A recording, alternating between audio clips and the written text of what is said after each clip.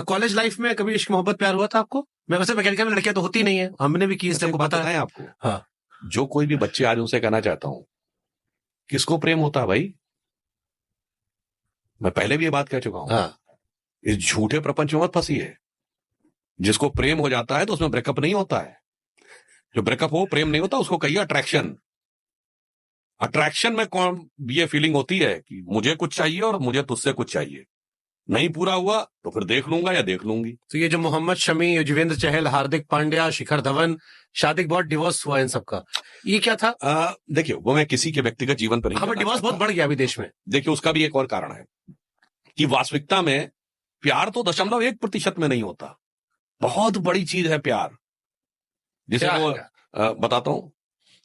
उसको आप ऐसे समझिए, जो वसीम बरेलवी साहब का एक बड़ा प्रसिद्ध शेर है कि माना मुझे अपना हाल बयां करना नहीं आता, तुझे भी तो उसे एहसास करना नहीं आता। वो दिन गए जब मोहब्बत हुआ करती थी जान की बाजी, अब कोई बिछड़ जाए तो कोई मर नहीं जाता। तो आप ये समझिए, अब तो उल्टा ये कहता है मैं मार के काट के सूटकेस में भर दूंगा। ये प्यार नहीं होता।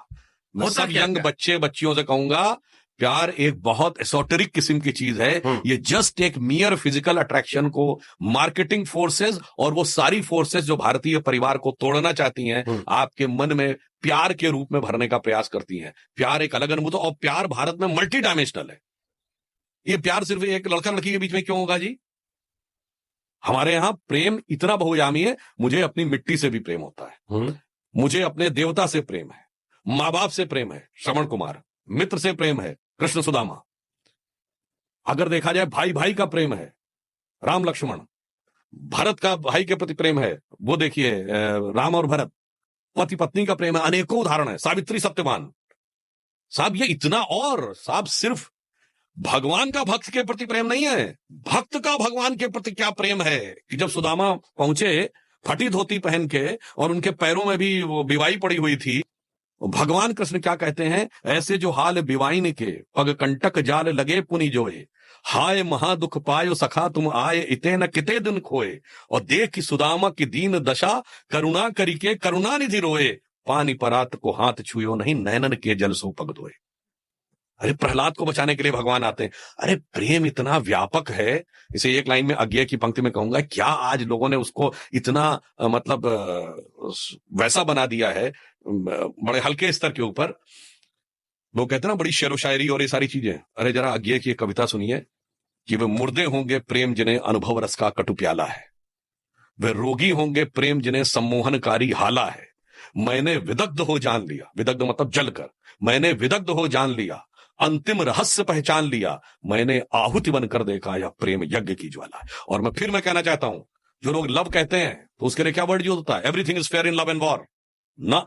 इसका हिंदी क्या है? मैं पहले भी बोल चुका हूं, जंग और इश्क में सब कुछ जायज है। ना लव हिंदी का शब्द है, ना वॉर हिंदी का शब्द है, ना जंग हिंदी का शब्द है, ना इश्क हिंदी का शब्द है। किसी भी भारतीय भाषा या संस्कृत में आपने ऐसी कोई कहावत सुनी है प्रेम और युद्ध में सब कुछ अनुचित उचित है? ना, हमारे यहां प्रेम का एक त्याग है और युद्ध की मर्यादा है। इसलिए इस मैं कह रहा हूं, इस छलावे में मत आइए। इसीलिए आजकल झगड़े, डाइवोर्स और एक दूसरे के प्रति अनेक प्रकार के जो बहुत जल्दी कटुता का भाव, क्योंकि जब आप सिर्फ अट्रैक्शन है तो रिपल्शन भी होगा। प्रेम में तो क्या होता है, एमलगमेशन हो जाता है, तो फिर रिपल्शन नहीं होता। ये प्रेम वाला आपने सब कहां पढ़ा सीखा?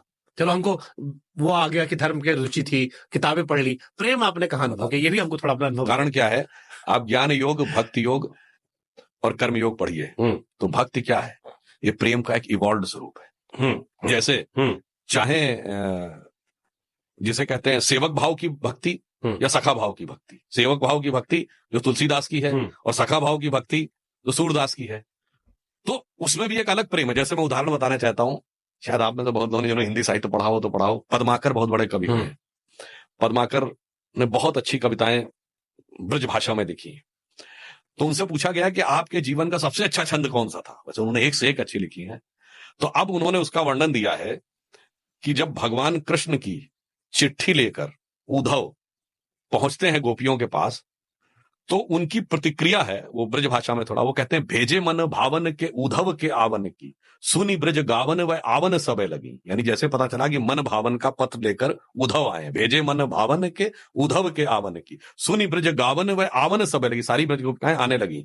और उझक की पद कंजन की अंजनी पे की पाती छाती छोहने सबे लगी। यानी अपने पंजों पर उछल कर वो चिट्ठी को अपने हृदय से लगाती हैं, और हमको लिखो है कहा, हमको लिखो है कहा, हमको लिखो है कहा, कहने सबे लगी।